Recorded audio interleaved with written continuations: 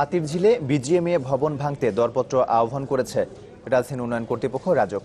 24 April বিকাল 4টার মধ্যে আগ্রহী প্রতিষ্ঠানকে কোটেশন পাঠাতে বলা হয়েছে। কোন পদ্ধতিতে ভবনটি ভাঙা হবে সে বিষয়ে 25 এপ্রিলের মধ্যে সিদ্ধান্ত নেওয়া হবে বলে জানিয়েছেন গৃহায়ন ও গণপূর্ত মন্ত্রী। এদিকে সিলগালার পর ভবনের ভেতরে থাকা মালামাল সরিয়ে নিতে আরও সময় চেয়েছে প্রতিষ্ঠানগুলো। সিলগালার পর বিজিএমইএ ভবনটি দেখভালে আইনশৃঙ্খলা বাহিনী। মঙ্গলবার দুপুরের পর থেকে ভবনের সামনে বাড়ানো হয় পুলিশের উপস্থিতি।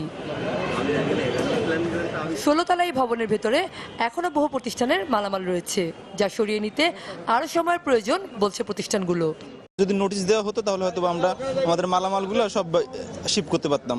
বিজিএমইএ কর্তৃপক্ষ আমাদের বিগত শনিবারে আমাদেরকে বলছিল যে আশ্বস্ত করছিল যে আপনারা এখানে থাকেন আরো 6 মাস বা 9 মাস। এদিকে বিজিএমইএ ভবন ভাঙতে দরপত্র আহ্বান করেছে রাজউক। 24 এপ্রিল বিকেল 4টার মধ্যে আগ্রহী প্রতিষ্ঠানগুলোকে কোটেশন পাঠাতে বলা হয়েছে। আর ভবন ভাঙা সহ মালামাল অপসারণের জন্য সময় বেঁধে দেওয়া হয়েছে 3 মাস।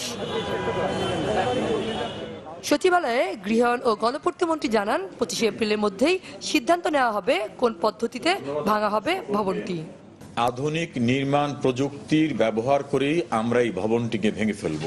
সেক্ষেত্রে নানা রকম পরিকল্পনা রয়েছে।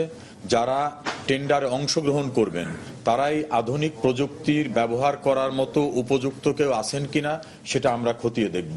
যদি না থাকে প্রয়োজনে আমরা বাইরের প্রযুক্তি সমৃদ্ধ প্রতিষ্ঠানকে নিয়ে আসব। এদিকে আইন মন্ত্রণালয় সংক্রান্ত সংসদীয় কমিটির সভাপতি মতিন খসরুর মতে আদালতের নির্দেশ অনুযায়ী বিজিএমইএ ভবন ভাঙতেই হবে। আদালতের রায় তো সবার জন্য শিরোধার্য।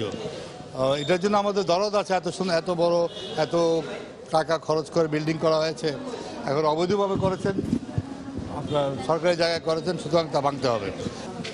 সানজিদা সুমি, চ্যানেল 24, ঢাকা।